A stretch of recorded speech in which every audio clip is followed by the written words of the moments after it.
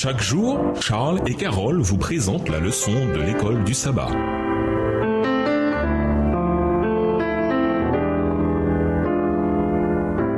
Bienvenue dans votre émission. Dieu nous parle. Nous voilà à la leçon de mercredi. Relations sociales. Lisons Romains 13, les versets 1 à 7, Éphésiens 5, les versets 22 à 33, 1 Corinthiens 7, les versets 12 à 16 et Galates 3, les versets 27 et 28. En quoi ce que dit Paul est-il comparable à ce que dit Pierre dans 1 Pierre 2, le verset 11 à 1 Pierre 3, le verset 7? Romains 13, versets 1 à 7, que toute personne soit soumise aux autorités supérieures, car il n'y a point d'autorité qui ne vienne de Dieu, et les autorités qui existent ont été instituées de Dieu. C'est pourquoi celui qui s'oppose à l'autorité résiste à l'ordre que Dieu a établi, et ceux qui résistent attireront une condamnation sur eux-mêmes. Ce n'est pas pour une bonne action, c'est pour une mauvaise, que les magistrats sont à redouter. Veux-tu ne pas craindre l'autorité? Fais le bien et tu auras son approbation. Le magistrat est serviteur de Dieu pour ton bien, mais si tu fais le mal, crains, car ce n'est pas en vain qu'il porte l'épée, étant serviteur de Dieu pour exercer la vengeance et punir celui qui fait le mal. Il est donc nécessaire d'être soumis non seulement par crainte de la punition, mais encore par motif de conscience. Verset 6, c'est aussi pour cela que vous payez les impôts, car les magistrats sont des ministres de Dieu entièrement appliqués à cette fonction. Rendez à tous ce qui leur est dû, l'impôt à qui vous devez l'impôt, le tribut à qui vous devez le tribut, la crainte à qui vous devez la crainte, l'honneur à qui vous devez l'honneur. Éphésiens 5, versets 22 à 33. Femmes, soyez soumises à vos maris comme au Seigneur, car le mari est le chef de la femme, comme Christ est le chef de l'Église, qui est son corps et dont il est le sauveur.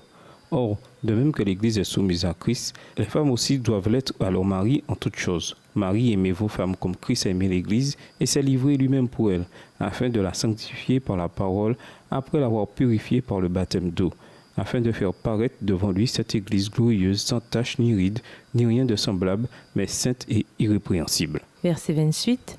C'est ainsi que les maris doivent aimer leur femme comme leur propre corps. Celui qui aime sa femme s'aime lui-même.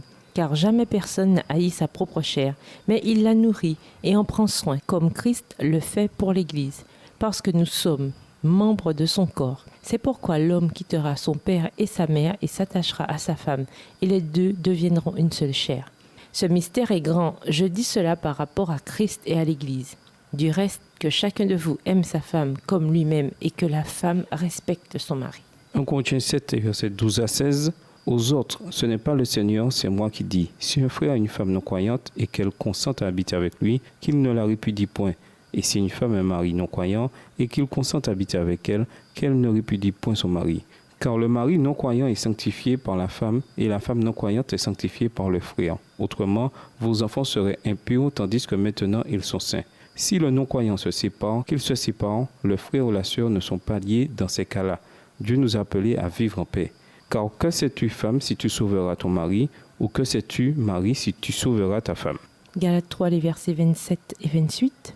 Vous tous qui avez été baptisés en Christ, vous avez revêtu Christ. Il n'y a plus ni juif, ni grec, il n'y a plus ni esclave, ni libre, il n'y a plus ni homme, ni femme, car tous vous êtes un en Jésus-Christ.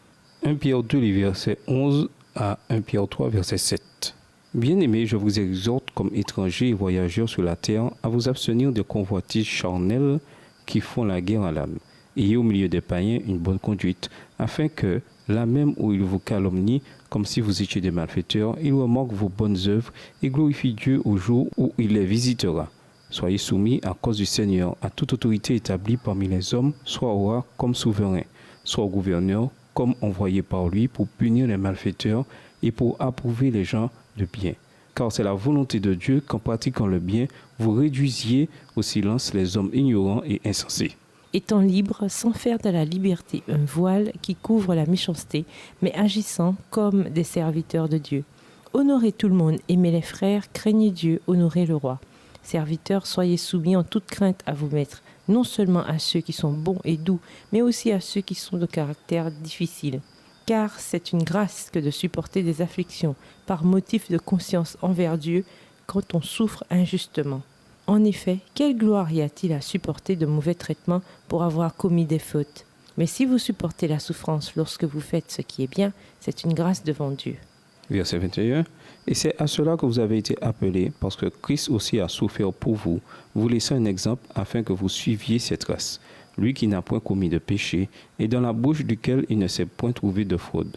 Lui qui, injurié, ne rendait point d'injures, maltraité, ne faisait point de menaces, mais s'en remettait à celui qui juge justement. Lui qui a porté lui-même nos péchés en son corps sur le bois, afin que, morts au péché, nous vivions pour la justice. Lui, par les meurtrissures duquel vous avez été guéris, car vous étiez comme des brebis errantes, mais maintenant vous êtes retournés vers le pasteur et le gardien de vos âmes. 1 Pierre 3, les versets 1 à 7. Femmes, soyez de même soumises à vos maris, afin que si quelques-uns n'obéissent point à la parole, ils soient gagnés sans parole par la conduite de leurs femmes, en voyant votre manière de vivre chaste et réservée. Ayez non cette parure extérieure qui consiste dans les cheveux tressés, les ornements d'or ou les habits qu'on revêt, mais la parure intérieure est cachée dans le cœur, la pureté incorruptible d'un esprit doux et paisible qui est de grand prix devant Dieu. Verset 5. Ainsi se paraient autrefois les saintes femmes qui espéraient en Dieu, soumises à leur mari, comme Sarah qui obéissait à Abraham et l'appelait son Seigneur. C'est d'elle que vous êtes devenues les filles en faisant ce qui est bien sans vous laisser troubler par aucune crainte. Marie, montrez à votre tour de la sagesse dans vos rapports avec vos femmes, comme avec un sexe plus faible. Honorez-les comme devant aussi hériter avec vous de la grâce de la vie. Qu'il en soit ainsi afin que rien ne vienne faire obstacle à vos prières.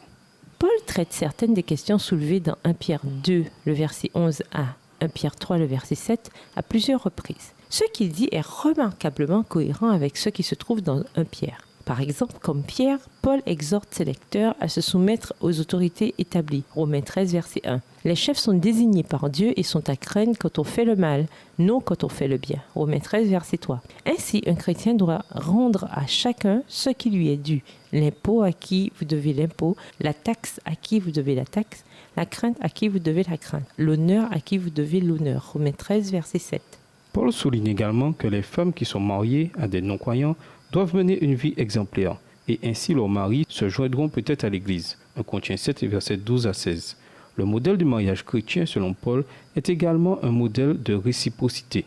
Les maris doivent aimer leur épouse comme Christ a aimé l'Église. Éphésiens 5, verset 25. De plus, il est s'entendre que les esclaves doivent obéir à leur maître terrestre comme ils obéiraient à Christ. Éphésiens 6, verset 5. Ensuite, Paul voulait agir dans les limites culturelles légalement imposées. Il comprenait qu'il y avait certains éléments que l'on pouvait changer dans sa culture et d'autres que l'on ne pouvait pas changer. Cependant, il considérait également que le christianisme finirait par changer la manière dont la société considère les gens. Jésus ne cherchait pas à inaugurer un genre de révolution politique de nature à bouleverser l'ordre social. Et c'était la même chose pour Pierre ou Paul. Le changement viendrait à la place grâce à l'influence transformatrice de gens pieux sur leur société. Lisez Galates 3, les versets 27 à 29. Bien qu'il s'agisse d'une déclaration clairement théologique, quelle implication sociale forte ce texte peut-il avoir concernant la manière dont les chrétiens doivent agir les uns envers les autres en raison de ce que Jésus a fait pour eux? Et nous vous laissons avec la question du jour. De quelle manière Dieu nous rappelle-t-il son amour inconditionnel? Au revoir. Et à demain si Dieu veut. Dieu nous parle. Chaque jour, Charles et Carole vous présentent la leçon de l'école du sabbat.